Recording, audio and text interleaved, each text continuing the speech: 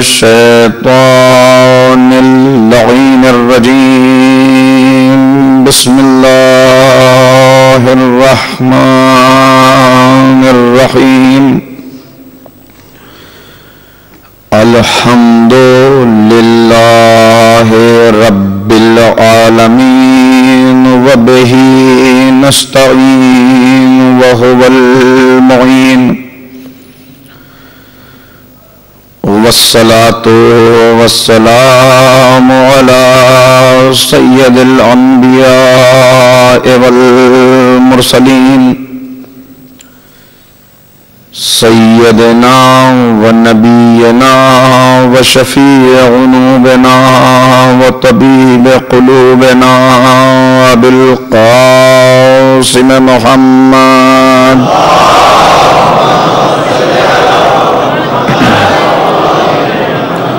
وآله الطيبين الطاهرين المعصومين المظلومين المنتخبين المنتجبين.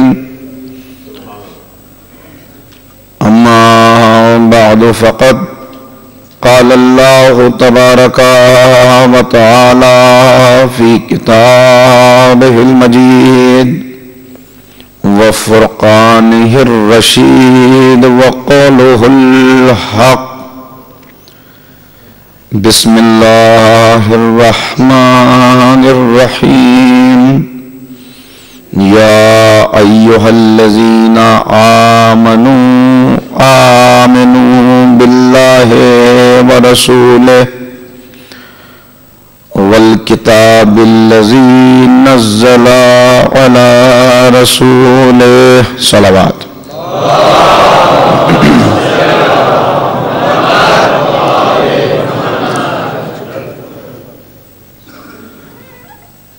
ہمارا سفر کربلا سے کربلا تک جاری ہے. سلسلہ گفتگو اس منزل تک پہنچا کہ جو کربلا گزر چکی اس کے کرداروں کے اوصاف حسنہ کا مطالعہ ہم اس لیے کر رہے ہیں کہ اس کے بعد اپنے کرداروں کا جائزہ لے سکیں، اپنا محاسبہ کر سکیں، اور جو صفات جو خصوصیات ہم ابھی تک اپنے اندر پیدا نہیں کر سکے، صحیح کر کے، کوشش کر کے، ریاضت کے ذریعے، عبادت کے ذریعے، تزکیہ نفس کے ذریعے ان ساری صفات کو بھی پیدا کر سکیں. آج ذرا سا سلسلہ گفتگو آگے تک جائے گا، اور یہ میں پہلے ہی آپ کی خدمت میں عرض کر چکا کہ مجھے کبھی آگے جانا ہے، کبھی پیچھے پلٹنا ہے، اس لیے کہ وہ کچھ موضوع کا تقاضا ہے، کچھ خطابت کی مجبوریاں ہیں.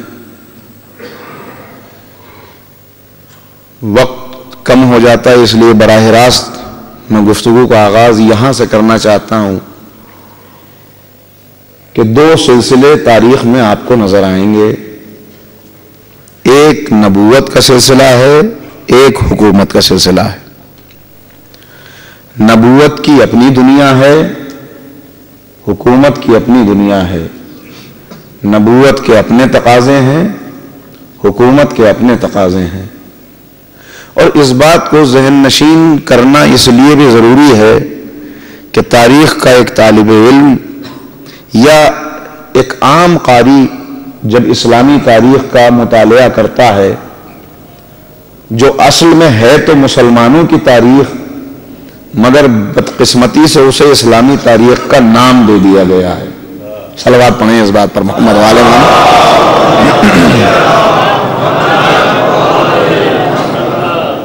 ذرا مل کے، ابھی تو آغاز گفتگو ہے، تھکی ہوئی صلوات آپ شروع میں پڑھیں گے.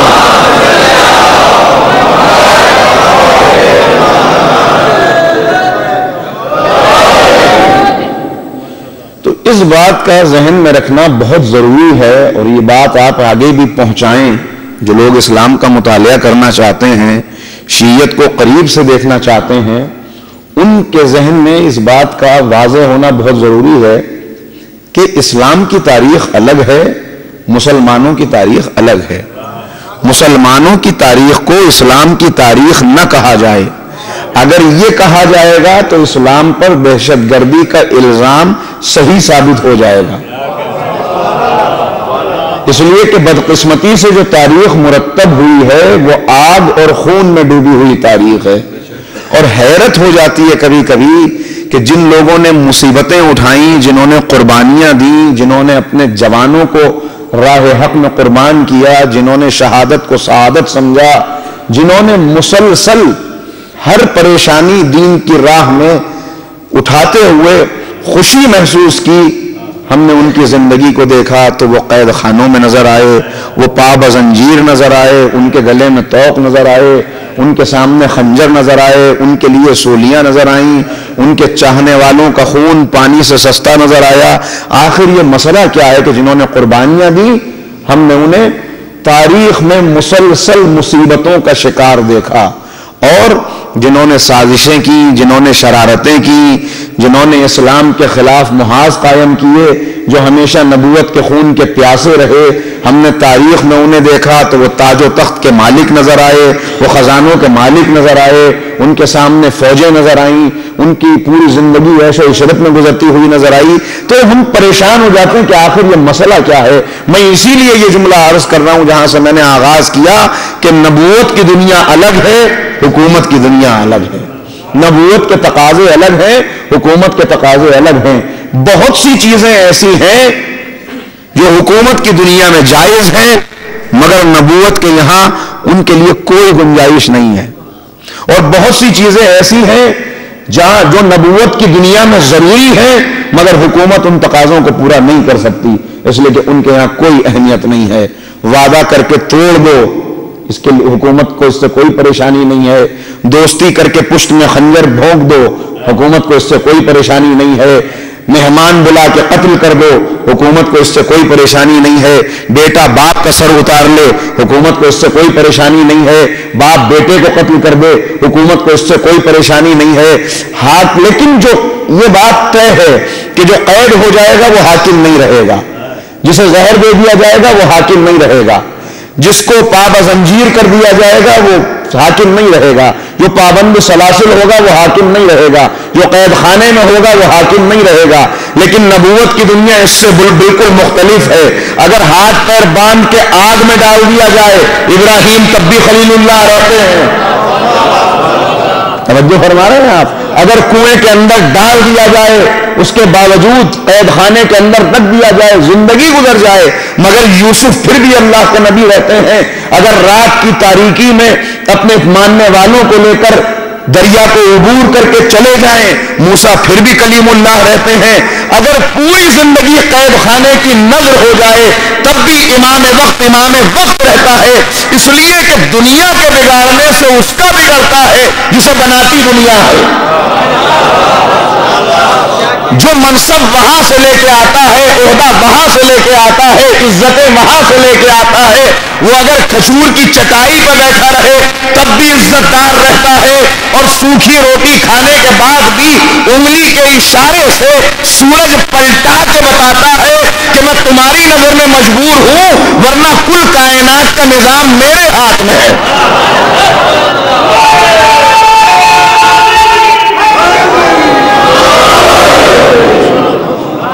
تو یہ نبوت کی دنیا ہے، یہ عصمت کی دنیا ہے، یہ طہارت کا سلسلہ ہے۔ اس سلسلے کو تاریخ اسلام جس کو نام دے دیا گیا سو کال تاریخ اسلام، اس کا مطالعہ کر کے یہ نہ سمجھیے، اس لیے کہ ہمارا موضوع ہی ہے کربلا سے کربلا، اور کربلا کا اگر آپ مطالعہ کریں تو کربلا کیا ہے؟ بظاہر جن چیزوں کو حکومت برداشت نہیں کر سکتی وہ ساری چیزیں کربلا میں ہیں، لیکن کربلا نے یہ پیغام دیا، کربلا وہ تشنگی ہے جو دریاؤں کو شکست دے دیتی ہے، کربلا وہ کمزوری ہے جو کمزوروں کی قوت بن جاتی ہے، کربلا وہ روشنی ہے کہ جس کے اوپر جتنے بھی پردے ڈال دیے جائیں، طلوع صبح محشر تک جو حق کی راہ کے تلاش کرنے والے ہیں انہیں کربلا سے روشنی ملتی رہتی ہے۔ اس لیے کہ یہ امامت کا سلسلہ ہے، یہ نبوت کے سلسلے کی کڑی ہے کربلا. مگر کربلا کو آپ تاریخ سے الگ کر کے نہیں دیکھ سکتے. پھر وہی جملے دہرا دوں بات کے تسلسل کو قائم رکھنے کے لیے، جنہیں میں نے آپ کی خدمت میں عرض کیا کہ آپ مطالعہ کریں گے تاریخ کا تو سوال پیدا ہوگا کربلا کیوں ہے؟ کربلا نتیجہ ہے انکار بیعت کا. انکار بیعت کیوں ہے؟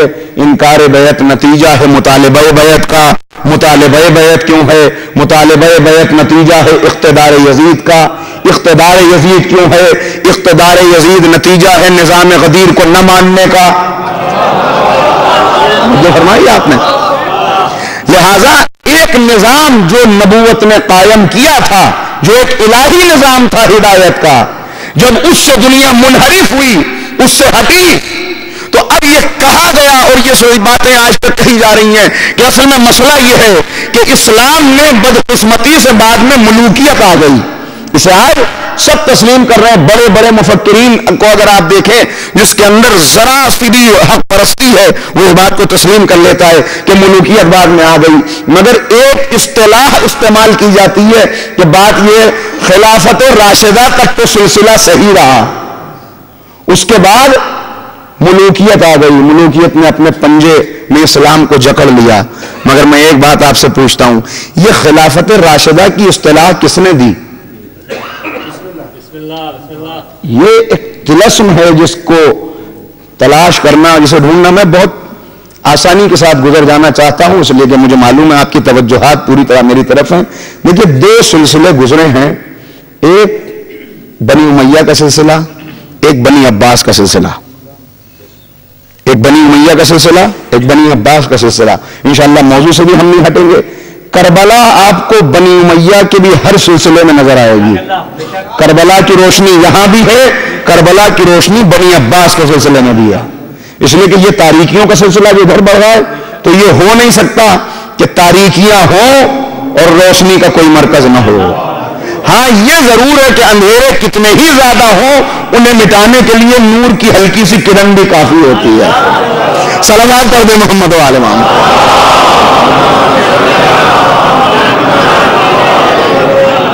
اور ایک بلند تر صلوات.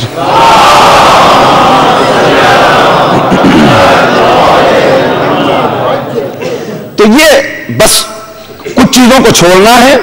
صاحبان فہم موجود ہیں، ارباب نظر کا مجمع ہے، اور آپ کی فہم و دانش پر مجھے پورا اعتماد ہے. میں صرف آغاز کرنا چاہتا ہوں آگے سے. یہ جو خلافت راشدہ کی اصطلاح آپ کو ملے گی، یہ بڑی اچھی بات ہے کہ کچھ خلفاء کو خلفاء راشد کہہ کر مسلمانوں نے اس بات کو واضح کر دیا کہ دیکھو ملوکیت الگ ہے، اسلام الگ ہے، نبوت الگ ہے، سیاست الگ ہے، یہ سلسلہ الگ ہے، وہ سلسلہ. یہ بڑی اچھی، لیکن یہ اصطلاح آئی کب سے؟ یہ اصطلاح بنی امیہ کے دور میں نہیں تھی. بنی عباس کی تاریخ یہ ہے کہ بنی عباس بنی امیہ کو اقتدار سے ہٹا کے اقتدار پر قابض ہوئے، اور جب یہ اقتدار پہ قابض ہوئے تو انہوں نے ایک نعرہ دیا جس نعرے کی برکت میں انہیں یہ اقتدار ملا. نعرہ دیا کہ کربلا میں حسین پیاسے شہید کر دیے گئے، خاندان رسالت کی بہو بیٹیوں کی توہین کی گئی، لہذا ہم ان کا انتقام لیں گے.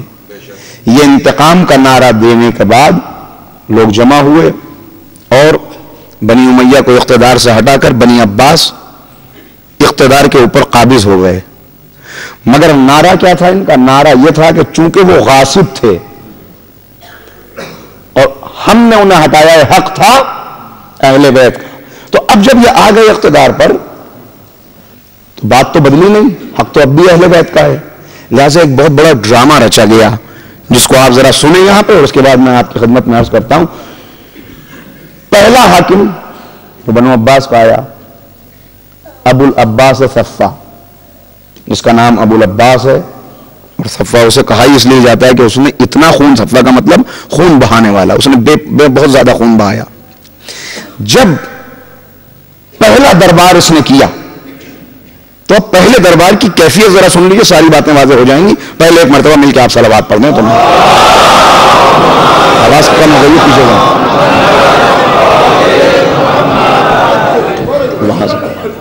اور ایک صلوات مل کے پڑھتے ہیں محمد.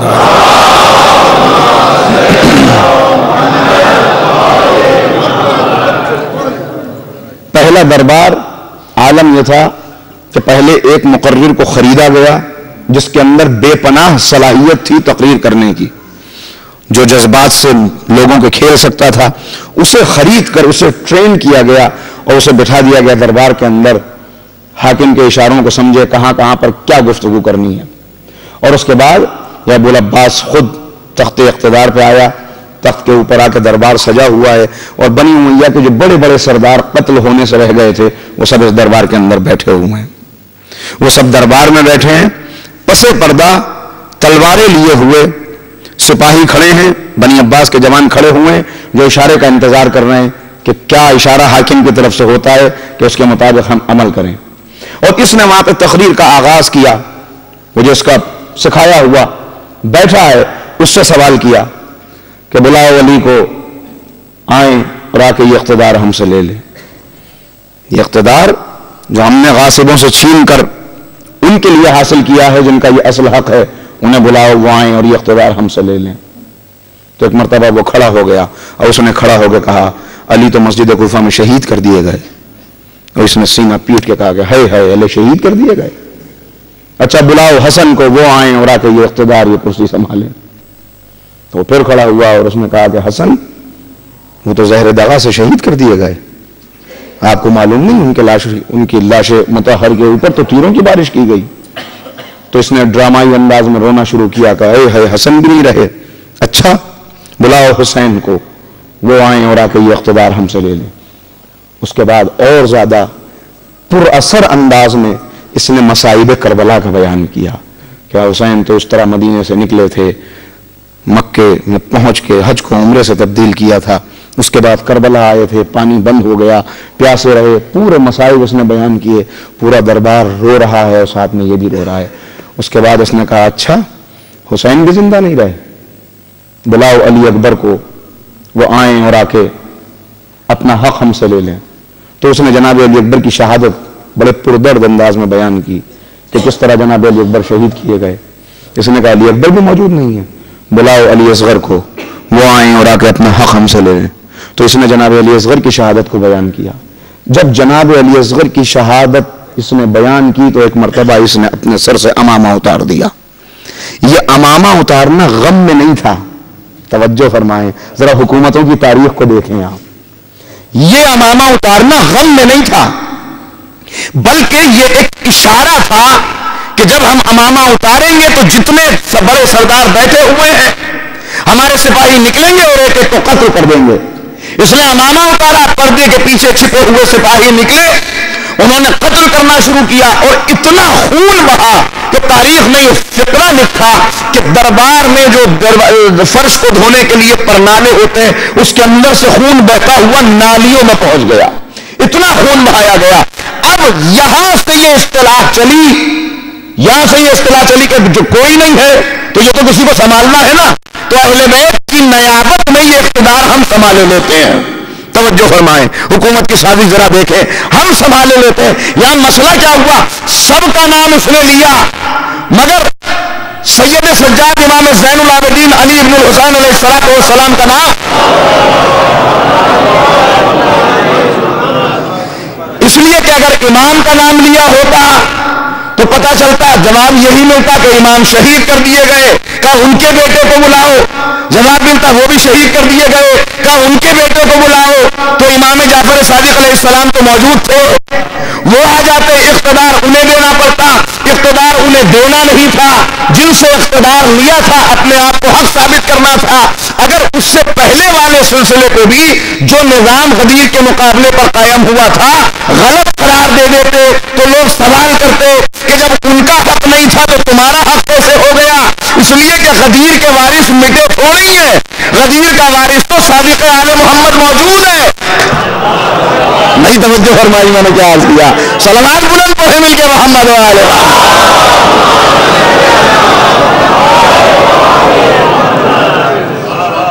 غدیر بے وارث نہیں ہے، کربلا بے وارث نہیں ہے، وارث موجود ہے تو دینا پڑتا ہے اقتدار. لہذا یہ ساری باتیں دینا نہ پڑے اس کے لیے ایک اصطلاح لائی گئی. یہ بات یہ ہے ملوکیت آ گئی، مگر ملوکیت سے پہلے کا جو بس صاحبان فہم موجود ہیں، اور یہاں سے بنی عباس کا اقتدار شروع ہوا. اور اس کے بعد جو مظالم انہوں نے کیے ہیں وہ کسی سے چھپے ہوئے نہیں ہیں. اس سے پہلے جو بنی مروان کا سلسلہ تھا، بنی مروان کے سلسلے کو آج میں نے خود سے چھوڑا ہے، اسے میں کل آپ کی خدمت میں عرض کروں گا محفل میں انشاءاللہ، جو الوداعی مجلس کے بعد کل شب کی جو محفل ہوگی اس میں وہ سلسلہ آئے گا. اور پھر ہم جائیں گے وقت کے امام زمانہ عجل اللہ تعالی فرجہ الشریف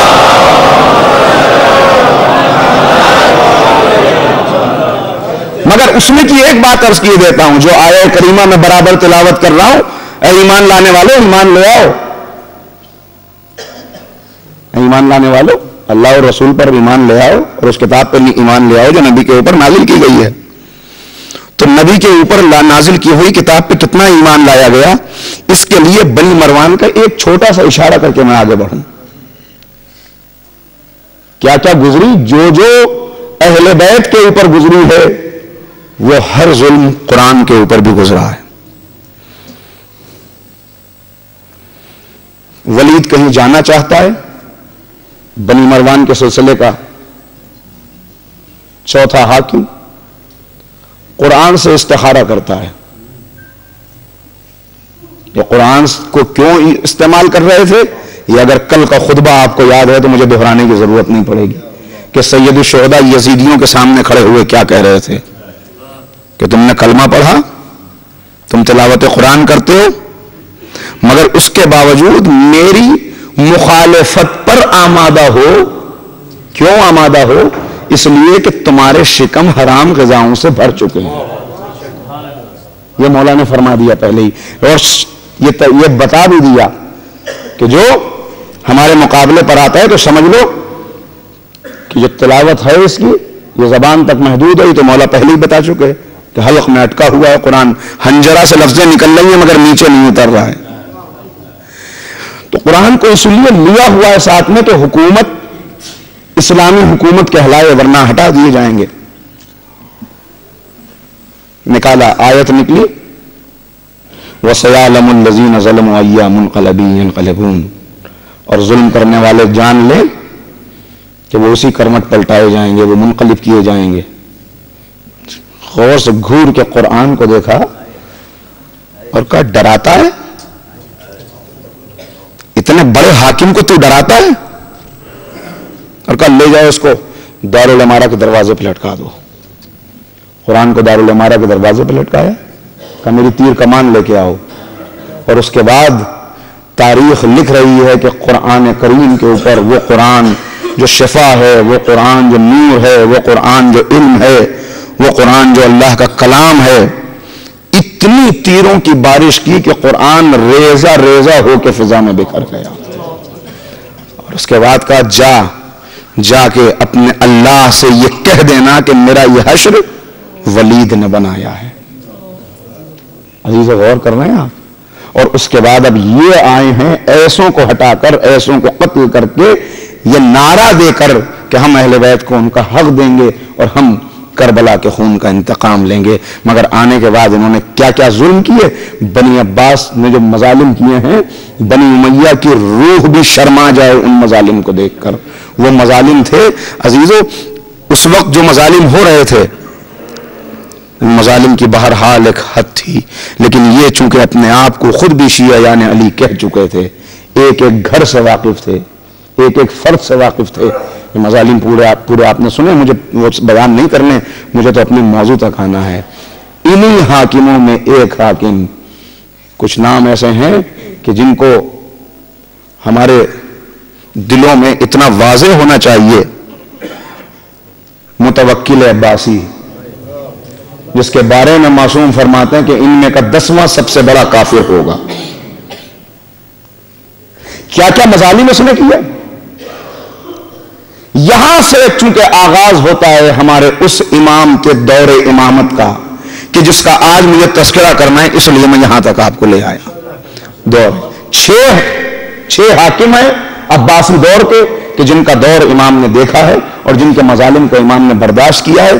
جب ہمارے 10ویں امام کو مدینہ منورہ سے جبرن سامرا بلایا گیا تو اس وقت امام بھی کسی نے 236 ہجری کا واقعہ لکھا ہے، کسی نے 240 ہجری کا، اس وقت امام بھی تشریف لائے، اور جب امام تشریف لائے یہ متوکل کا دور ہے۔ عزیزو کیا کیا مظالم اس کے اندر ہوئے، بس صرف آپ سنتے چلے، پرسہ بھی دیتے چلے اور اپنے اماموں کو سلام بھی کرتے چلیں، اور ان کربلائی کے اداروں کو بھی دیکھتے چلیں کہ جو ایسے مظالم کے باوجود کربلا کو روشن رکھے ہوئے تھے۔ اس لیے کہ جو حالات گزرے اس کے بعد جب مسلمان یہ دیکھ رہے ہیں، امت یہ دیکھ رہی ہے کہ یہ ظلم کیے جا رہے ہیں، تو اس کے بعد ایک سوال ہے، اس سوال کو آپ اپنے ذہنوں میں قائم رکھیں کہ جب حاکموں کا یہ کردار تھا تو پھر وہ کون سی چیز تھی جو غیر مسلمین کو مسلم کر رہی تھی؟ اس کے باوجود لوگ اسلام کو قبول کیوں کر رہے تھے جبکہ اسلام کی ایک ایسی تصویر بنی ہوئی تھی؟ یہ بڑا اہم سوال ہے جس کا جواب ابھی آگے جا کے ملے گا۔ آئے امام، اور کیا امام کا سن ہے 232 ہجری تسلیم کیا گیا ہے کہ امام کا سن ولادت ہے۔ 232 ہجری میں امام کی ولادت ہوئی، 28 سال کی حیات طیبہ ہے، نام حسن ہے، اور نام جو حسن ہے اس کے لیے بھی تاریخ یہ ملتی ہے کہ 10ویں امام نے بیان فرمایا کہ مجھے رسول خدا نے حکم دیا ہے کہ اس بچے کا نام حسن رکھنا۔ ایک صلوات مل کے پڑھیں محمد و آل محمد۔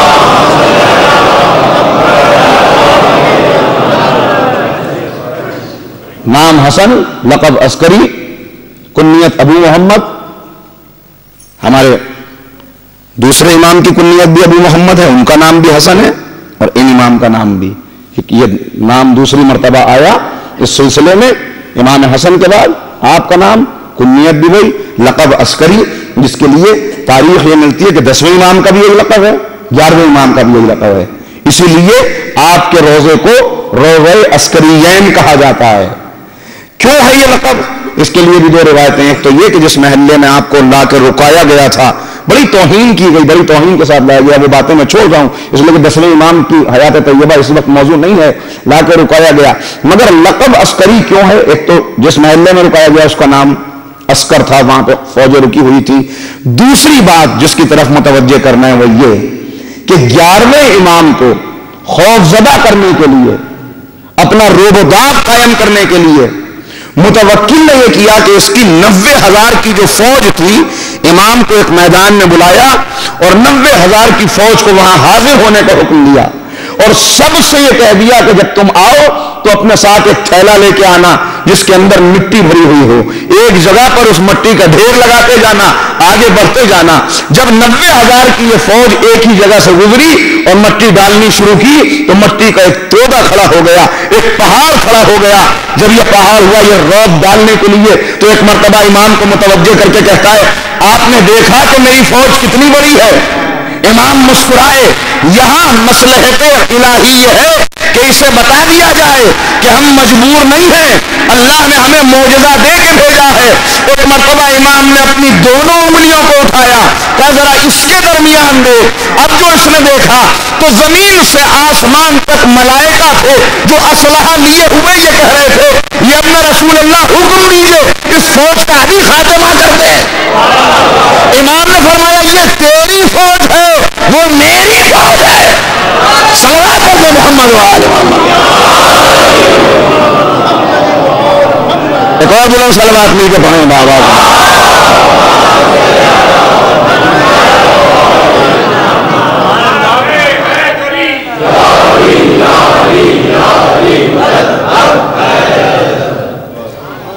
دنیا مجبور سمجھ رہی ہے مگر مجبور نہیں، امتحان کی منزلوں میں ہیں۔ اسی لیے تو یہ صبر کا سلسلہ ہے، یہ استقامت کا سلسلہ ہے، یہ استقلال کا سلسلہ ہے، یہ ایثار کا سلسلہ ہے۔ صبر کی تعریف میں ایک مجلس ابھی ہو چکی ہے، گزشتہ برس بھی میں نے عرض کیا تھا کہ صبر کسی بے اختیار کی خاموشی کا نام نہیں ہے، صاحب اختیار کی خاموشی کو صبر کہتے ہیں۔ یہ نہیں کہ کہیں پہ جا کے گر گئے، پانی بند ہو گیا، دریا پہ پہرے ہیں، فوجیں موجود ہیں، بچے پیاسے ہیں، کریں تو کیا کریں، کچھ کر نہیں سکتے۔ نہیں، انگلی کے اشارے میں یہ طاقت ہے، اگر اشارہ کر دیں فرات بہتی ہوئی خیموں میں چلی آئے، پھر بھی پیاسے ہیں۔ اس کا نام ہے صبر. زبان میں یہ طاقت ہے, اگر ذرا چنبش دے دیں, آسمان پر بادل گھر آئے, ابھی بارش ہونے لگے, مگر پھر بھی خاموش ہے. اس کا نام ہے صبر. ارے بچوں کی پیاس کی کیا بات, اگر ذرا اشارہ کرتے آتے ہوئے تیر مڑ جائیں, مگر اس کے باوجود خاموش ہے. انہوں نے بتایا ارے ہمارے ساتھ تو 72 موجود ہیں, مگر بعد کی منزل میں آنے والوں نے بتایا کہ 72 کے بھی محتاج نہیں ہے. امام جماعت کا بھی محتاج نہیں ہوتا, بلکہ اگر وہ انگلی کا اشارہ کر دیتا ہے تو پردے پہ بنی ہوئی آڑی ترچھی لکیریں شیر غضبناک پر تبدیل ہو جاتی ہیں. نہیں, ہم صبر کی منزل میں ہیں, ہم رضا راضی بر رضا ہیں. اس وقت بتا رہے ہیں کہ ہم کون ہیں, اس لیے کہ یہ سلسلہ اسی طرح سے آگے بڑھ سکتا ہے, ورنہ اسلام ختم ہو چکا ہوتا. اور اس کے بعد اب جو اذیتوں کا سلسلہ شروع کیا, میں نے عرض کیا 28 سال کا سن جو ہمارے امام کو ملا, جس میں آپ کی شہادت ہوئی, اور اس 28 سال میں 6 سال وہ ہیں جو آپ کا دور امامت ہے. ذرا اس بات کو بھی اپنے ذہن میں واضح کر لیں کہ منصب امامت 6 سال نہیں ہے, منصب امامت کی مدت 6 سال نہیں ہے. بہت سارے لوگ یہ کہتے ہیں امام بنے نہیں, اس لیے کہ امام یہاں آ کے تھوڑا ہی بنتا ہے, امام تو وہاں سے بن کے آتا ہے. مگر جب تک ایک امام موجود رہتا ہے, جو دوسرا امام ہوتا ہے اس کا امام بھی وہی ہوتا ہے. جب وہ درجہ شہادت پر فائز ہونے لگتا ہے, تب منصب امامت کی ذمہ داری اپنے نائب کو دیتا ہے. یہ دور امامت کا آغاز ہے. امام ہمیشہ سے ہے, منصب کی ذمہ داریوں کا آغاز اس وقت ہوا کہ جب امام اس دنیا سے گئے, اور 6 سال آپ کا مدت امامت ہے, مدت منصب کی جو ذمہ داریاں آپ نے نبھائیں. اور اس 6 سال کے اندر عزیزو پورے کے پورے 6 سال قید خانے کی نظر ہو گئے. اور کیسا قید خانہ, ابھی منزل مصائب میں آپ کی خدمت میں بیان کر دوں گا, مگر ہاں اتنا سن لیجئے کہ حکومتیں خوف زدہ ہیں, اس لیے کہ سب کو معلوم ہے کہ سلسلہ امامت 10ویں تک پہنچ چکا ہے. اب اگر 11واں آ گیا تو 12ویں کو آنے سے کوئی روک نہیں سکتا, اور 12واں وہ ہے جو حکومتوں کے گریبانوں میں ہاتھ ڈال کے ان سے حساب لینے والا ہے. لہذا متزلزل ہو حکومتیں, کسی طرح 12واں آنے نہ پائے. پابندی یہ لگا دی, اللہ اللہ اس توہین کو ہم ذرا سی پریشانی آ جائے, ذرا سی ذلت کا سامنا ہو جائے تو مذہب چھوڑنے پہ تیار ہو جاتے ہیں. مگر ذرا محافظوں پہ نظر کیجئے کہ امام نے یہ توہین بھی برداشت کی. اب حکومتوں کو خطرہ ہے کہ اب وارث آئے گا, اگر وارث آ گیا 10ویں کے بعد 11واں آ گیا تو 12ویں کو کوئی روک نہیں سکتا. لہذا ایک مرتبہ نہیں, کئی مرتبہ یہ ظلم ہوا کہ سپاہیوں کو حکم دیا گیا بہانہ بنا کر کہ 10ویں امام کے دور میں کہ آپ نے اسلحہ جمع کر رکھا ہے اپنے گھر میں.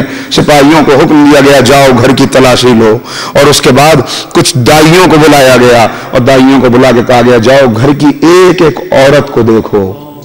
اللہ اللہ, کتنا بڑا, ذرا تصور کر لیجئے صرف, اس لیے کہ یہ ہمارے آپ کے گھر کی عورتیں نہیں ہیں, ہمارے اوپر بھی اگر اس تصور سے صرف کلیجہ کانپنے لگتا ہے.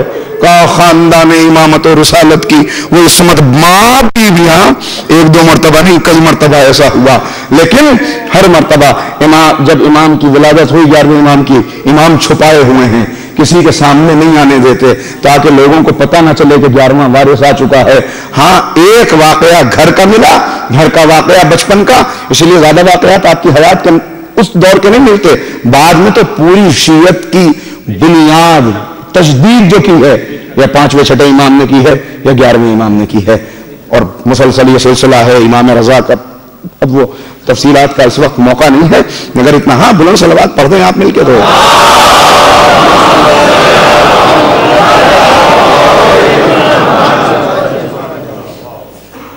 کئی مرتبہ, لیکن بات سامنے نہیں آ پا رہی ہے, پتہ نہیں چل رہا, اسی لیے واقعات بھی بہت زیادہ نہیں ملتے.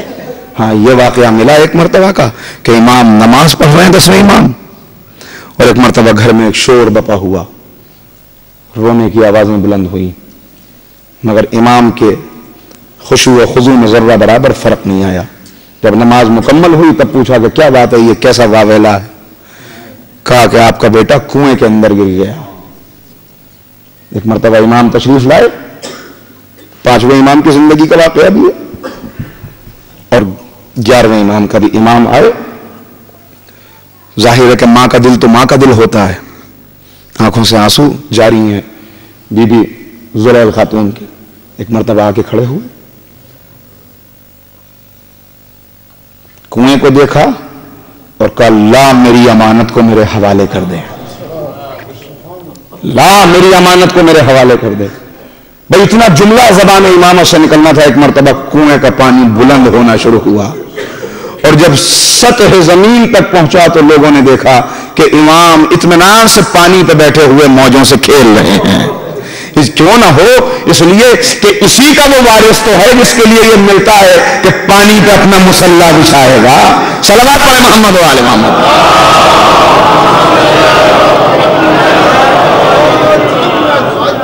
دوسرا واقعہ ہے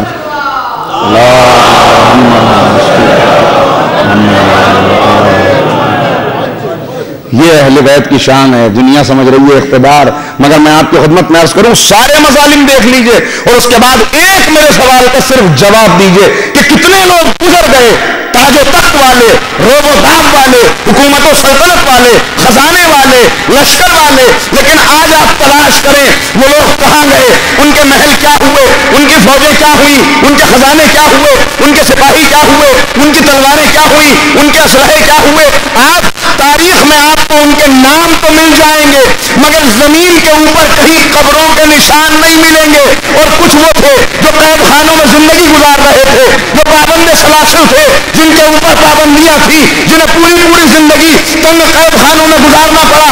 آج تاریخ سے سوال کیجئے وہ حاکم کیا ہوئے, تاریخ جواب دے گی خاموش. ایسے حاکموں کا کچھ باقی نہیں رہتا, اس لیے کہ وہ قبر کے اندر کیڑوں کی غذا بن جاتے ہیں. اور ہم سوال کریں وہ اہل بیت کہاں ہیں جو قید خانوں میں تھے, تو تاریخ جواب دے گی ذرا ادب سے نام لے, وہ کل بھی عزتوں کا قبلہ تھے, آج بھی بلندیوں کا کعبہ ہے.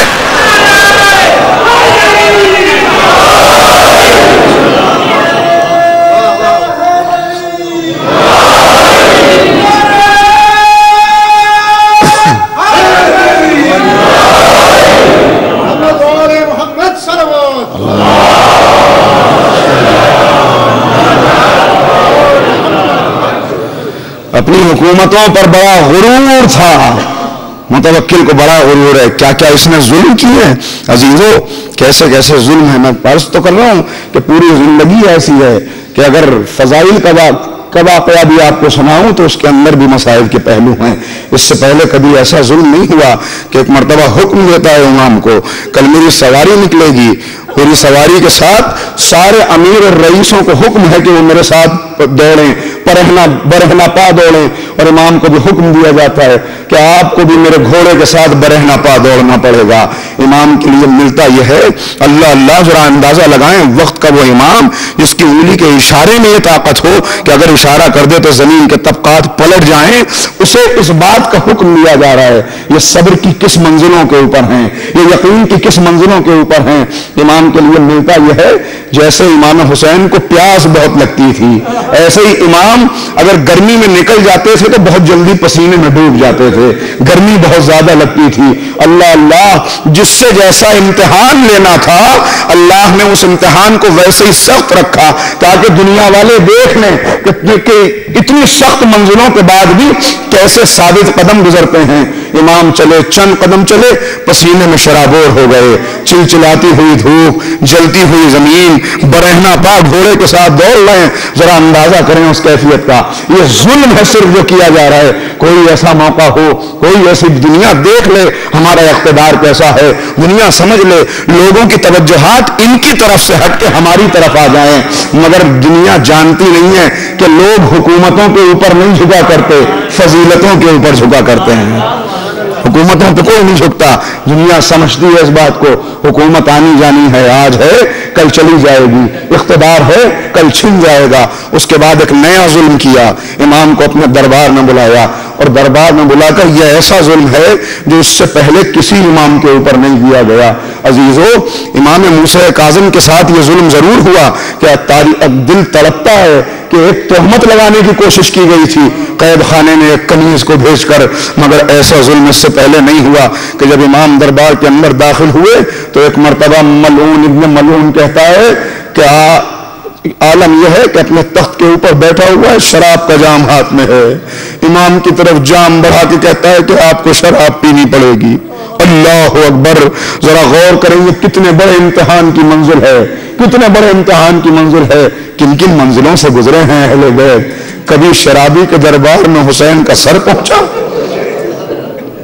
اور کبھی اللہ اکبر ایک مرتبہ امام نے اپنے سر کو جھکا لیا اور بڑے خاموش لہجے میں ایک جواب دیا، یہ وہ چیز ہے کہ جس سے ہمارے بزرگوں کا دامن کبھی آلودہ نہیں رہا، اس لیے کہ ہم یطہرکم تطہیرا کی منزل کے اوپر فائز ہیں۔ اس کے بعد اب جواب اس کا نہیں بن پڑا تو کہتا ہے آج میرا گویہ نہیں آیا، آپ کو مجھے گانا گا کے سنانا پڑے گا۔ عزیزانو ذرا غور کرنا، میرے نوجوانوں ذرا سوچنا کہ جس چیز کو آج آپ روح کی غذا سمجھ رہے ہیں، جس چیز کے بغیر آج آپ کا کام نہیں چلتا، کیسے میوزک کے بغیر قدم بڑھائیں، گانا سنتے ہیں تو لطف آتا ہے، کام آسانی سے ہو جاتا ہے۔ امام کو اذیت، امام کے اوپر ظلم کیا جا رہا ہے یہ کہہ کر آج میرا گویہ نہیں آیا، آپ مجھے گانا گا کے سنائیں۔ اللہ اکبر! صبر و استقامت کا پیکر بنا ہوا میرا امام جواب دیتا ہے یہ بھی ایسی چیز ہے کہ اس سے ہمارے کان کبھی آشنا نہیں ہوئے۔ تو اس کے بعد کہتا ہے اچھا مجھے کچھ شعر سنائیے۔ اللہ اکبر! امام نے دیکھ لیا کہ اس وقت بچنے کا کوئی چارہ نہیں ہے تو امام نے چند اشعار پڑھے، اور اشعار پڑھنے کا بس کیا اشعار تھے؟ ایک مرتبہ اشعار یہ تھے جن کا مفہوم یہ تھا کہ اللہ نے اپنے بندوں کو نعمتیں عطا کی مگر انہوں نے کفران نعمت کیا، جنہوں نے کفران نعمت کیا آج وہ اپنے قبروں کے اندر کیڑوں کے غذا بنے ہوئے ہیں، آج ان کے تخت و تاج سلامت نہیں ہیں، آج وہ ختم ہو گئے۔ کچھ ایسے الفاظ منہ سے نکلے کہ دربار کی کیفیت یہ ہو گئی کہ اپنے ہاتھ کے شراب کے جام کو دیوار پر دے کے مارا اور زارو قطار رونے لگا، چیخیں بلند ہو گئیں کہ اے فرزند رسول یہ آپ نے کیا سنا دیا، اب میرا دل کسی چیز کے اندر نہیں لگتا۔ امام نے بتا دیا، امام نے دربار کے اندر بتا دیا کہ دربار تیرا ہے، سپاہی تیرے ہیں، سب تیرے طرفدار ہیں، میں اکیلا ہوں، تنہا تیرے دربار میں کھڑا ہوا ہوں، لیکن اپنے ان اشعار کو سنا کر دربار کی کیفیت بدل کے یہ پیغام دے رہا ہوں کہ امامت وہ ہوتی ہے جس کے اوپر کسی چیز کا رنگ نہیں چڑھتا۔ ہاں امامت کا رنگ ہر چیز کے اوپر چڑھ جاتا ہے اور ایسا چڑھتا ہے کہ اگر امامت کا رنگ چڑھ جائے تو ایک رات کے اندر حور یزید کا لشکر چھوڑ کر حسین کے لشکر میں چلا آتا ہے۔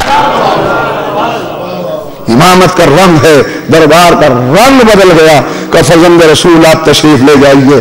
عزت کے ساتھ امام کو بھیج دیا اور اس کے بعد عزیزو سلسلہ چلتا رہا۔ ذرا دیکھیے گا یہ دنیا مکافات عمل ہے، اس دنیا میں جو انسان جیسا کرتا ہے یہیں پر اسے نتیجہ دیکھنا پڑتا ہے۔ متوکل نے اتنے ظلم کیے، اس کے علاوہ کیا کیا مظالم ہے وہ آپ بہتر جانتے ہیں۔ سید الشہداء کے روزے کو پامال کرنے کی کوشش کی، نشان قبر مٹانے کی کوشش کی، فرات کا پانی چھوڑا گیا، یہودیوں کو ٹھیکہ دیا گیا کہ اپنے بیل لے جا کے ہل چلا دو اس کے اوپر، لیکن سید الشہداء آواز دے رہے تھے شاید کربلا سے کیا تم ظلم کر سکتے ہو، کرو کتنا ظلم، پانی کو یہاں تک کھولنا تمہارا کام، مگر پانی میری قبر کا طواف کر کے بتائے گا کہ میں آج بھی حسین کے اختیار میں ہوں۔ بیلوں کو لے کے آنا تمہارا کام، مگر جانوروں کو جتنا بھی مار لو قبر حسین پہ آئیں گے تو سر کو جھکا دیں گے، اس لیے کہ جانتے ہیں انہی کی وجہ سے یہ کائنات باقی ہے۔ اب یہ سارے مظالم پابندیاں کیسی لگی؟ جو ظاہر جائے گا اپنا ایک ہاتھ کٹانا پڑے گا، مگر اس کے بعد ظاہرین کی تعداد اور بڑھ گئی۔ کاٹ لو ایک ہاتھ، جانے دے سید کے روزے پر، پھر اعلان کر دیا جو جائے گا دونوں ہاتھ کٹانے پڑیں گے، اب بھی کم نہیں ہے۔ اس کے بعد پھر اعلان کیا ایک جائے، دو اگر جائیں گے تو ایک کو قتل کیا جائے گا، دوسرے کو جانے دیا جائے گا۔ اب تاریخ میں یہ لکھا کہ جو بھی دو آتے تھے دونوں یہ کہتے تھے میں قتل ہو جاتا ہوں تم زیارت کے لیے چلے جاؤ، وہ کہتا تھا نہیں قتل میں ہو جاتا ہوں تم زیارت کے لیے چلے جاؤ۔ عزیزو آج کتنے لوگ دنیا میں کتنی حاوی ہو گئی، کتنے ایسے دولت مند نظر آتے ہیں جن کی زندگی گزر جاتی ہے مگر کبھی زیارت قبر سید الشہداء کی توفیق نصیب نہیں ہوتی، کبھی یہ خیال نہیں آتا ذرا مل کے ایک مرتبہ دعا کریں اللہ سب کو لے جائے مقامات مقدسہ پر۔ اللہ عزیزوں ذرا غور کرو، ذرا دیکھیں، اور اس کے بعد دونوں جو دو آ رہے ہیں وہ کہہ رہے ہیں قتل میں ہو جاتا ہوں چلے تم جاؤ، اور جب بات طے ہو جاتی تھی اچھا اور یہ معلوم ہو جاتا تھا اسے قتل ہونا ہے، اسے جانا ہے، تو جسے قتل ہونا ہوتا تھا وہ کہتا تھا بس ایک عنایت کرنا، اپنے سے پہلے میرا سلام پہنچانا،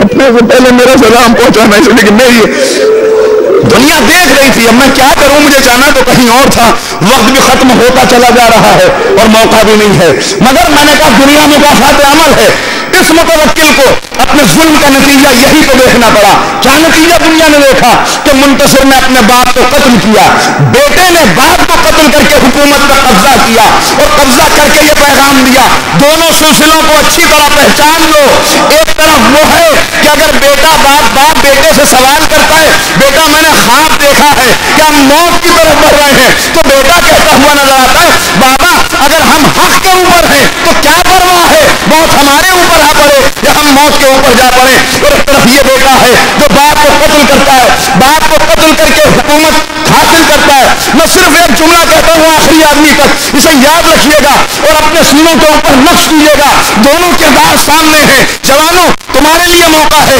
یا علی اکبر کے کردار کو اپنا کر اپنے والدین کے فرما بردار بن جاؤ، اپنے والدین کی اطاعت کرو، یا دوسرا کردار بھی سامنے ہے، مگر ایک جملہ نتیجے کے طور پر کہتا ہوں حکومت کے اس کردار نے ایک بات کو بتا دیا کہ جو اپنے خون کا وفادار نہیں ہو سکتا وہ دوسرے کے پسینے کا وفادار کیسے ہو جائے، وہ اپنے خون کا وفادار نہیں اور دوسرے کے پسینے کا وفادار نہیں ہو سکتا۔ اللہ اکبر، ذرا غور کیجئے۔ اور اس کے بعد پھر سلسلہ ہے کیسے قتل کرتے ہوئے ایک دوسرے کو آتے رہے یہاں تک کہ وہ وقت ہویا امام کی زندگی 6 سال قید۔ کیسی قید میں اور آپ تصور کر سکتے ہیں، کیسی قید سناؤں گا ابھی کیسی قید، مگر اس سے پہلے علمی کارنامے سنیے۔ امام جانتے ہیں اب میرے بعد سلسلہ رکنے والا ہے، کیا کارنامے انجام دیے ایک ایسی قید کے اندر جس کا بھی آپ تصور کریں گے تو کلیجہ کانپ جائے گا، یقیناً آپ نے سنا ہوا ہے، مگر وہاں سے پھر مسائل پر رکنا نہیں چاہتا اس لیے پہلے سنائے دیتا ہوں۔ امام کو معلوم ہے میری زندگی ختم ہونے والی ہے، اب جام شہادت پینے کا وقت آ گیا ہے، لہٰذا اپنے جو چاہنے والے انہیں حکم دیتے ہیں۔ حاکم نے قید کس لیے کر رکھا ہے؟ اس لیے کہ یہ قید کے اندر رہیں گے، قید کے اندر رہیں گے تو جب باپ کے قید کے اندر ہے تو بیٹا پیدا کیسے ہو سکتا ہے، لہذا پوری زندگی قید میں گزر جائے تاکہ 12ویں کے پیدا ہونے کا کوئی اندیشہ نہ رہے۔ مگر انہیں معلوم نہیں کہ یہ امام سے نہیں ٹکرا رہے، یہ مشیت الہی سے ٹکرا رہے ہیں، انہیں پتا نہیں ہے کہ یہ اللہ سے ٹکرا رہے ہیں، انہیں معلوم نہیں جب وہ پلوانا چاہتا ہے اپنے وارث کو، پلوانا چاہتا ہے تو فرعون کے محل میں موسیٰ کو پلوا دیتا ہے، فرعون خود موسیٰ کا سرپرست بن جاتا ہے، سرپرست حقیقی تو وہی ہے لیکن زندگی بھر پہچان نہیں پاتا۔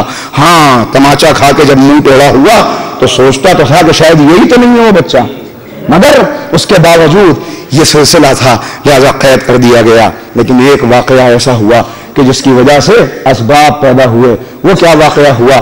قحط پڑ گیا، ہر طرف خشک سالی ہے، جانور مر رہے ہیں، فصلیں خشک ہو رہی ہیں، باغات راکھ کا ڈھیر بنے جا رہے ہیں، اور ایسے میں کوئی نہیں ہے کہ جو مدد کرے۔ لوگ دعائیں کر رہے ہیں، نماز استسقاء پڑھی جا رہی ہے مگر بارش نہیں ہو رہی۔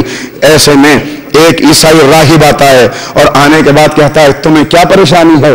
تمہاری پریشانی یہ ہے کہ بارش نہیں آ رہی، آؤ میرے ساتھ، دیکھو ہمارا مذہب کتنا سچا مذہب ہے، میں عیسیٰ کا ماننے والا، ابھی بارش برساتا ہوں۔ یہ کہہ کے اپنے دونوں ہاتھوں کو اٹھاتا ہے، بادل گھر کے آ جاتے ہیں، بارش ہونے لگتی ہے، لوگوں کے عقیدے متزلزل ہونے لگتے ہیں، لوگ یہ باتیں کرنے لگتے ہیں کہ اگر محمد کا مذہب سچا ہوتا تو ہم اتنے دن سے دعائیں کر رہے ہیں، ہم اتنے دن سے اجتماعی طور پر کوشش کر رہے ہیں مگر کوئی بارش نہیں آئی۔ یہ عیسائی اس کے اندر کیا کرامت ہے، کیا شرف ہے اس کا۔ اب حکومت تک بات پہنچی، جانتے ہیں کہ ہمیں حکومت ملی ہوئی ہے اسلام کے نام پر، اگر اس وقت لوگوں نے اپنے مذہب کو تبدیل کرنا شروع کر دیا تو سب سے پہلے ان کی تلوار حاکم کی گردن تک پہنچے گی. لہذا مذہب کو بچانے کے لیے نہیں، اپنی حکومت کو بچانے کے لیے.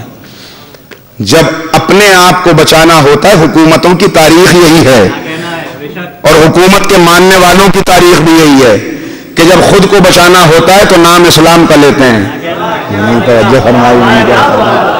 جب بچانا خود کو، یہاں بھی اسلام کا بچانی ہے اپنی حکومت. لکھا امام کو، فوراً قاصد کو بھیجا کہ جا امام سے جا کے کہہ دے کہ آپ کے جد کا دین خطرے میں ہے.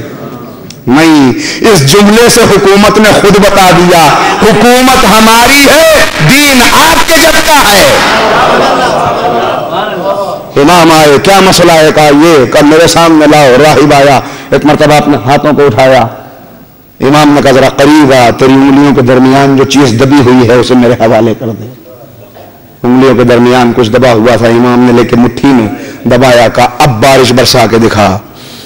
اب ہاتھ اٹھا رہا ہے، اب کچھ نہیں ہو رہا، اب کچھ نہیں ہو رہا. لوگ کہتے ہیں یہ کیا ہوا؟ کہا یہ کچھ نہیں ہوا، یہ کسی ولی خدا کی ہڈی تھی. ولی خدا کا استخوان تھا جو اس کے ہاتھ میں آ گیا تھا. اور ولی خدا، اگر کوئی اللہ کا ایسا ولی گزر جائے تو اس کی شان یہ ہوتی ہے کہ اگر آسمان کے نیچے اس کے ہڈی کو لایا جائے تو رحمت خدا جوش میں آتی ہے، بارش ہونے لگتی ہے. اس کے بعد ایک مرتبہ امام نے اپنا اشارہ کیا امام نے، بادل آنے شروع ہوئے. بادل آئے، اس کے بعد اشارہ کر رہے ہیں فلاں جگہ پہ جا کے برس، تو فلاں علاقے میں جا کے برس، تو فلاں علاقے میں جا کے برس، تو یہاں پہ برس. اللہ اللہ، امام نے بتا دیا کہ ہم کسی ایک علاقے کے امام نہیں ہیں. جب جیسے اللہ کی رحمت جاری ہوتی ہے تو خاص و عام سب کو ملتی ہے، اسی طرح ہمارے اشارے پر رحمت آئے گی تو صرف علاقے تک محدود نہیں رہے گی، اپنوں کو بھی عطا ہوگی، غیروں کو بھی عطا ہوگی.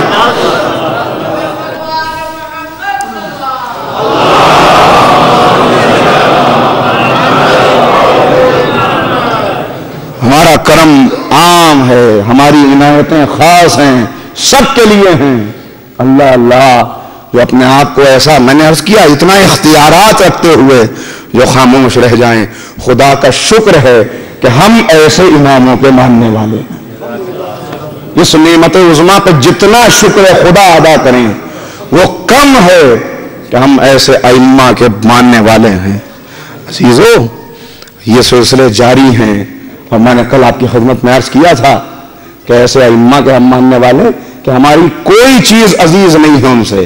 ہم کہتے ہیں اولاد ہماری ہے آپ کے لیے، اس لیے کہ اسی وقت تک ہماری ہے جب تک آپ کی وفادار ہے. نہیں توجہ فرمائی.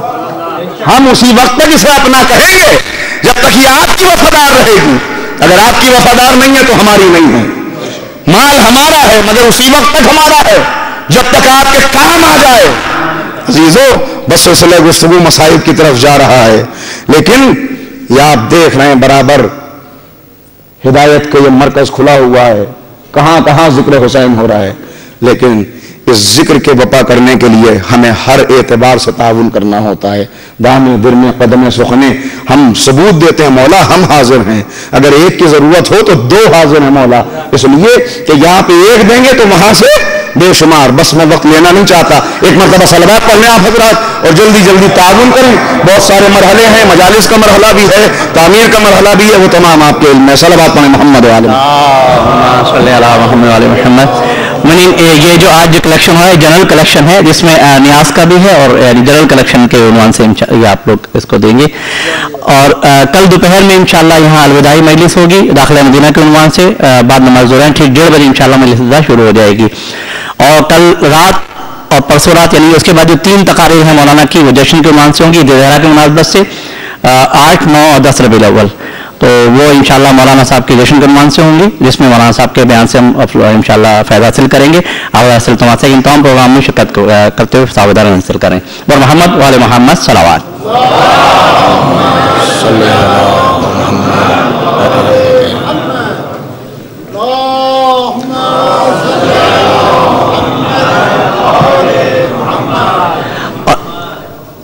اور کل انشاءاللہ آج بھی اور کل بھی انشاءاللہ نیاز کا اہتمام بھی ہے. آپ حضرات سے التماس ہے کہ نیاز کھا کر جائیں، بلکہ لے کے جائیں، کھانے کا انتظام تو یعنی دعا کریں انشاءاللہ اپنا امام بارگاہ بن جائے تو وہاں کھانے کا انتظام ہوگا. تو محمد علیہ محمد سلام یا علی. لیکن اس کے لیے جیسے کہ ماشاءاللہ آپ نے پہلے بھی مدد کی ہے، اس طرح اسی جذبے بلکہ اس سے زیادہ اور جذبہ چاہیے کہ آپ تاکہ اگلے سال تک انشاءاللہ ایسا ہو کہ امام بارگاہ ہم اگلا محرم جو اپنی امام بارگاہ میں کریں. تو جو حضرات ڈونیشن دینا چاہتے ہیں ہمارے اکاؤنٹ میں تو ہمارے سائٹ پہ جا کے وہ ہمارے اکاؤنٹ نمبر لے سکتے ہیں. اس کا امام بارگاہ کے لیے زیادہ شابدہ کا بر محمد علیہ محمد صلوات.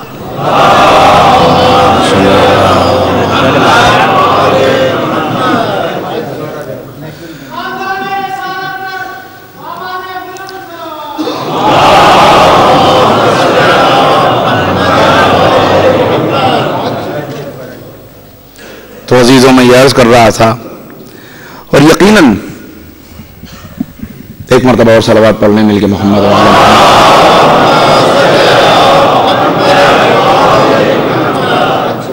میں شکر گزار ہوں آپ تمام حضرات کا کہ میری کجمج بیانی کو آپ نے اس انداز سے سماعت فرمایا، اور دعا گو ہوں کہ جو باتیں میں نے پہنچانے کی کوشش کی ہیں انشاءاللہ وہ باتیں ابھی اور بھی آتی رہیں گی. جیسا کہ میں نے عرض کیا، اعلان بھی ابھی آپ نے سماعت کیا کہ کل دوپہر کی مجلس الوداعی مجلس کے عنوان سے ہوگی.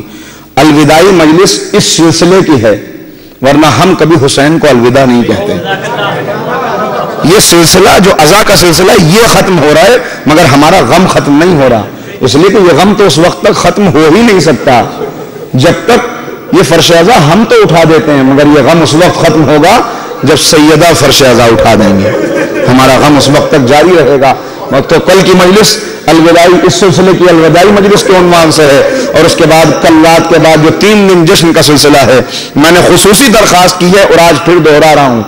آپ اسے یہ کہہ سکتے ہیں کہ میں اپنی مجالس کو خود ہی پروپیگیٹ کر رہا ہوں، لیکن اس لیے کہ جو میسج دینا تھا وہ بہت اہم ہے. یہ 3 دن جو بچے ہیں وہ خصوصیت کے ساتھ میں نے امام وقت کے تذکرے کے لیے بچا کے رکھے ہیں، تاکہ ہم وہ جوان وہ چیزیں لے لیں جو اب خلاصہ کلام ہے وہ 3 دن میں عرض کرنا ہے. لہذا آپ اس میں بھی شرکت کریں. بہت شکر گزار آپ کی توجہات کا، آپ کے اس جذبے کا، اور ظاہر ہے کہ اس کا اجر تو مادر حسین ہی دے سکتی ہیں، ہم نہیں دے سکتے. ہم سب کے شکر گزار ہیں، ہم شکر ادا کرنے والی قوم ہیں، شکر گزار سب کے ہیں. ہم شارجہ حکومت کے بھی شکر گزار ہیں، ہم سلطان کے بھی شکر گزار ہیں، ہم بلدیہ کے بھی شکر گزار ہیں، ہم تمام ان انتظامات کرنے والوں کے جنہوں نے اس فصل عزا میں اس سلسلے کو قائم کرنے کے لیے ہماری کسی بھی طرح سے مدد کی ہے، ان سب کے شکر گزار ہیں. اور جس نے بھی مخلصانہ کوشش کی ہو اس کے لیے دعا گو ہیں کہ مادر حسین بہترین جزا عطا فرمائیں. عزیزو، کون ہے جو جزا دے سکتا ہے سوائے فاطمہ کے؟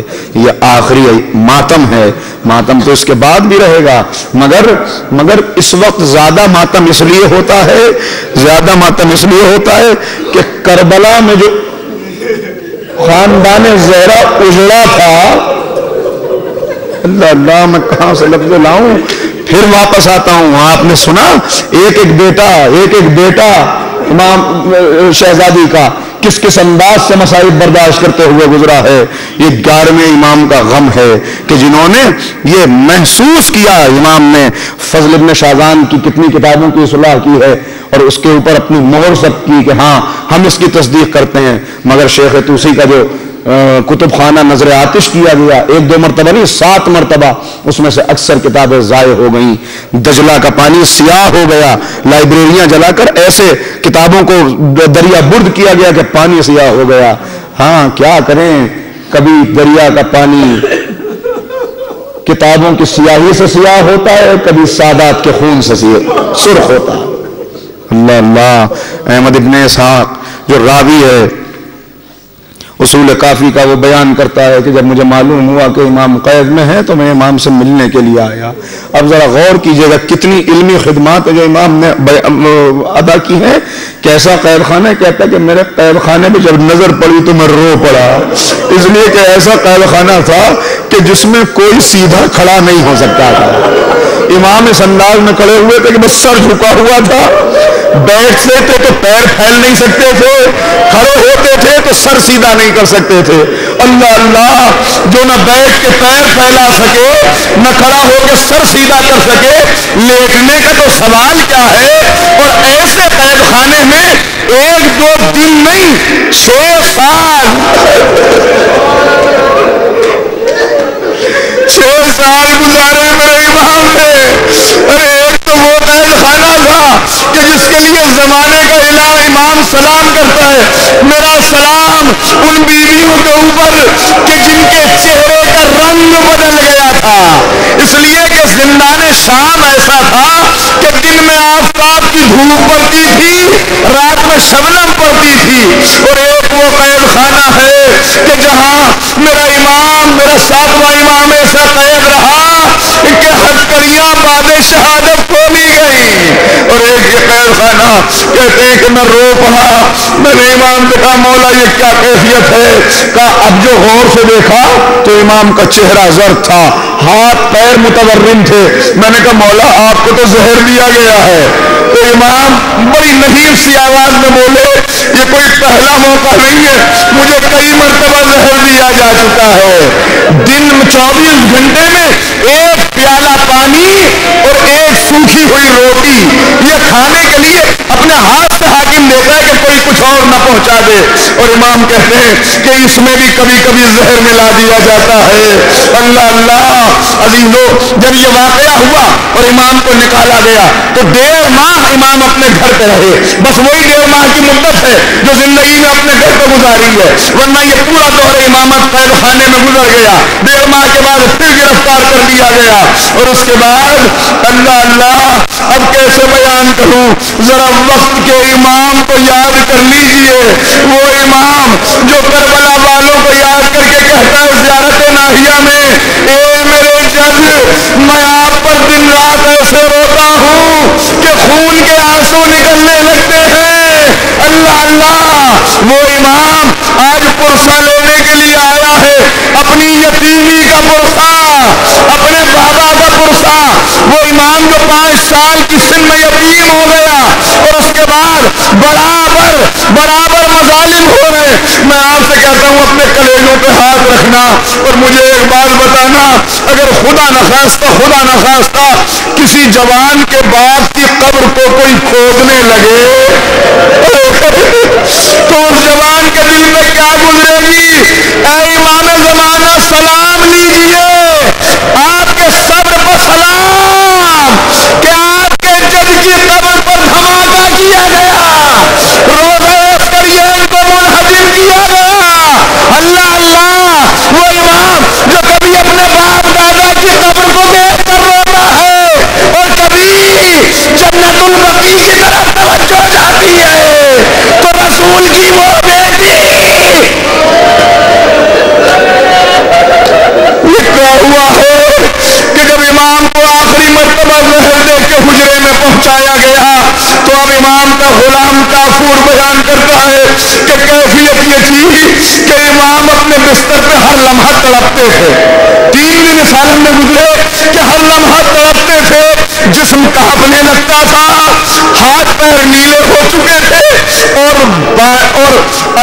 پانی کو استعمال نہیں کر سکتے تھے۔ امام نے تیمم کر کے نماز پڑھی اور جب وقت آیا تو ایک مرتبہ کافور کو بلا کے کہا دیکھ تھوڑی دیر کے بعد میں میرا وارث آئے گا۔ اور پھر کافور بیان کرتا ہے کہ مجھے کئی کمرے کے اندر کوئی دروازہ نہیں تھا اور جو دروازہ تھا وہ بھی بند تھا، مگر میں نے دیکھا کہ نہ جانے کہاں سے ایک 5 برس کا شہزادہ، بال بکھرے ہوئے، گریبان چاک، ماتم کرتا ہوا بابا ایک مرتبہ آگے پانی بیٹھا، اے بابا، امام نے محبت کی نظر ڈالی کہ میرے لال ذرا پانی پلا دو۔ امام نے کاسہ آب لیا، پانی ہونٹوں تک پہنچا مگر اتنی طاقت نہ تھی کہ پانی پی سکتے۔ اس کے بعد کچھ دیر گزری، راز امامت بتائے، وصیتیں کی اور بیٹا میرے لال اب حکومت کے سپاہی آنے والے ہیں، آخری وقت آ چکا ہے، میرے لال اب تم چلے جاؤ، تم غیبت میں چلے جاؤ، تمہیں کوئی دیکھ نہ لے۔ میں روایت کی لفظیں ہیں کہ امام حکم امام سے چلے تو جانے تو لگے مگر مگر عالم یہ تھا کہ بار بار مڑ کے دیکھتے تھے، وہ کہتے تھے بابا بابا بابا، میں ہاتھوں کو جوڑ کے کہوں گا اے امام حسن عسکری، ارے غربت تھی، وطن نہ تھا، تنہائی تھی، زہر دیا گیا، اللہ اللہ، مگر آپ کو یہ اطمینان تو تھا کہ میرے بعد میرے بیٹے کو کوئی اذیت نہ دے سکے گا، اس لیے کہ صاحب امر ہے، غیب میں چلا جائے گا، مگر ایک ایسا امام بھی ہے کہ جو سکینہ کو دیکھ رہا تھا اور کہہ رہا تھا اے سکینہ، میرے بعد تم اماں کے سینے میں سو جانا، اس لیے کہ میں میدان میں رہوں گا، علی اصغر میرے ساتھ۔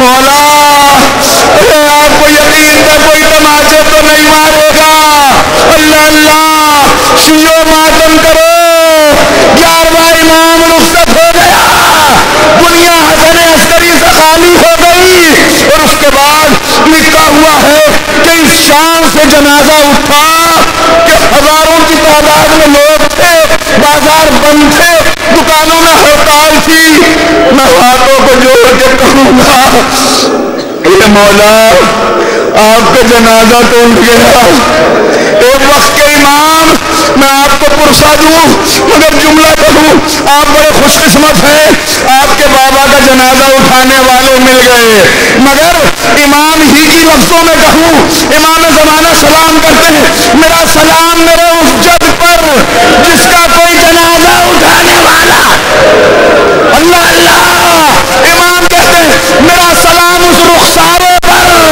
جو کربلا کی خاک میں اٹا، میرا سلام میرے اس جد پر جسے کفن نہ ملا، کھجور کی چٹائی میں لاش کے ٹکڑوں کو اٹھا کے دفن کیا گیا، پھر عجیب فکرہ ہے میرا سلام اس پر جس کی دائیں پسلیاں بائیں طرف، بائیں پسلیاں ماتم